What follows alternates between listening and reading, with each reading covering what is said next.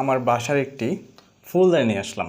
যেমন এই ফুলদানিটা অনেকটা হাইপারবোলিক শেপ, অর্থাৎ অধিবৃত্তাকার শেপ। যেমন দেখুন তো, সিম ঠিক এরকম একটা হাইপারবোলিক শেপ। তাহলে এই হাইপারবোলা এখানে এর দিকাক্ষ হবে এর সামনে, যেমন এই রেখাটা এর দিকাক্ষ হবে এর সামনে। তাহলে এখানে হবে এর ঠিক শীর্ষবিন্দু, এখানে হবে ঠিক শীর্ষবিন্দু।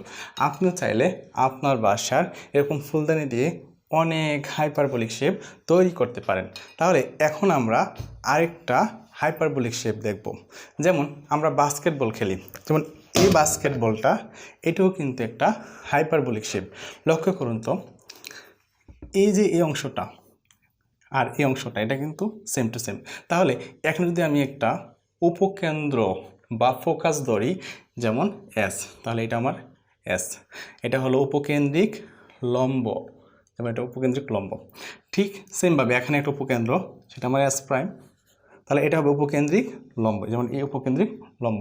তাহলে এটা হলো শীর্ষ বিন্দু অর্থাৎ ভার্টেক্স, যেমন এ, তাহলে এটা হলো শীর্ষবিন্দু, যেমন এ প্রাইম।